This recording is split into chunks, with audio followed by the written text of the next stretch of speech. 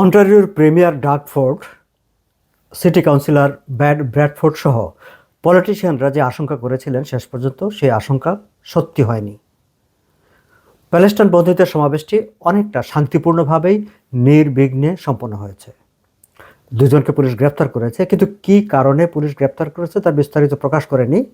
তবে মিডিয়ার খবর এবং এই পর্যন্ত যেসব তথ্য উপাত্ত পাওয়া যাচ্ছে তাতে এটি নির্দ্বিধায় বলা যায় যে আসলে সমাবেশটি শান্তিপূর্ণভাবেই অনুষ্ঠিত হয়েছে।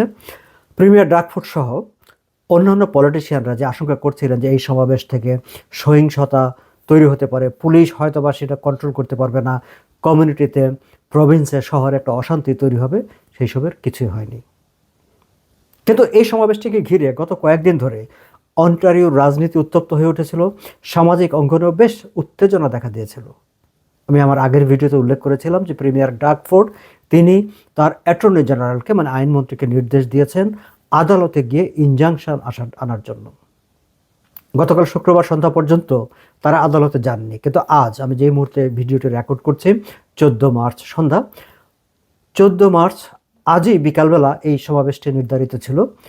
14 মার্চ দুপুরবেলা অ্যাটর্নি জেনারেলের পক্ষে আদালতে ইনজাংশনের আবেদন করা হয়। ভার্চুয়ালি এর শুনানি হয়, প্রায় 90 মিনিটের মতো শুনানি হয়।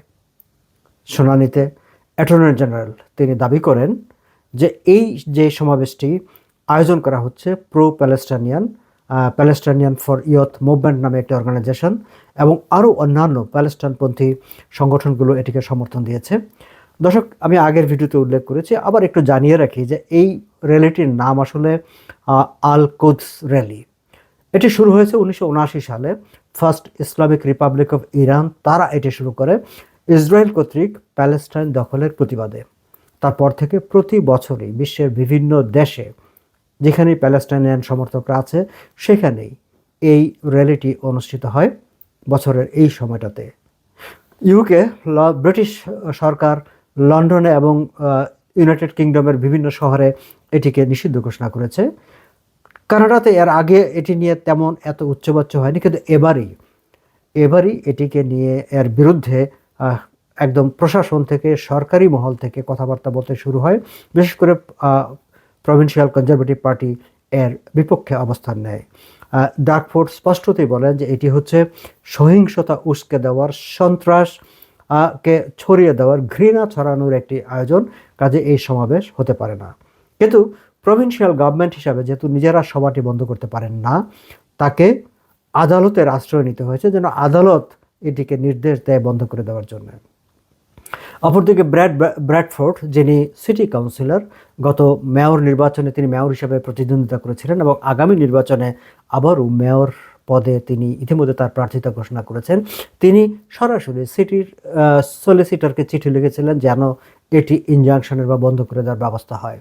কিন্তু সলিসিটরের অফিস থেকে স্পষ্ট বলে দেওয়া হয়েছে যে যেই সব ক্রাইটেরিয়া পূরণ করলে এই ধরনের সমাবেশের ইনজাংশন জারি করার চেষ্টা করা যায় তার কোনোটি আসলে এখন পর্যন্ত পূরণ হয়নি। ঠিক এই বিষয়গুলি উঠে আসে যখন আদালতে শুনানি হয়।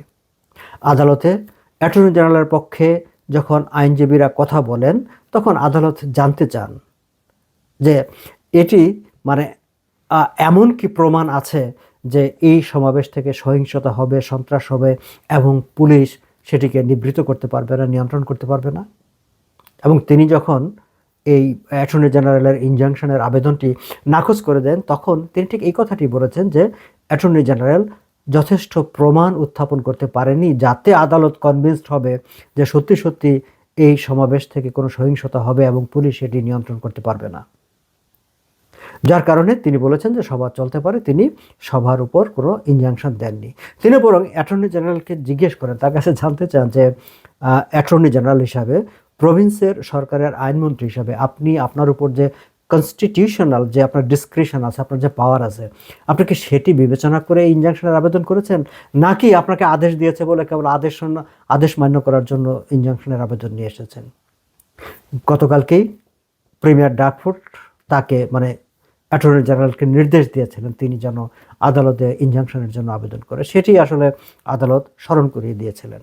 যাই হোক, শেষ পর্যন্ত সমাবেশটি অনুষ্ঠিত হয়েছে। পুলিশের ভাষ্য অনুসারে প্রায় 4500 লোকের মতো জনসমাবেশ ঘটেছে এবং শান্তিপূর্ণভাবেই সমাবেশটি হয়েছে। এবং এই সমাবেশের লক্ষ্য ছিল আসলে কয়েকটি।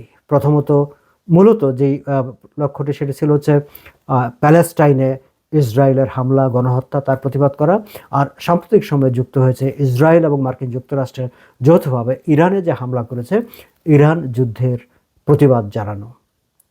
তবে শেষ পর্যন্ত শান্তিপূর্ণভাবে সমাবেশ, যদিও প্রিমিয়ার ডাকফোর্ড আদালতের রায়ের পরপর সোশ্যাল মিডিয়ায় একটি পোস্ট দিয়ে তিনি খুব ডিসঅ্যাপয়েন্টেড যে সেটিতে তিনি প্রকাশ করেছেন, তিনি অসন্তোষ প্রকাশ করেছেন ইনজাংশন না দেওয়াতে।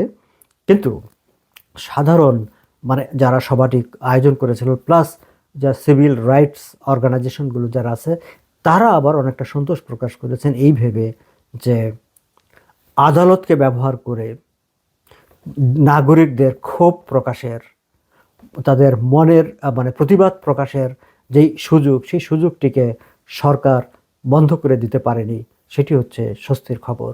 কারণ এটি কনস্টিটিউশনাল রাইট, চার্টার রাইট, সেটি সমুন্নত থেকেছে। আমরাও সামনের দিনগুলোতে প্রত্যাশা করব যে প্রভিন্সে পুরো কানাডায় ক্ষোভ বিক্ষোভ প্রতিবাদ যাই কিছু হোক না কেন সব কিছু শান্তিপূর্ণভাবে হবে।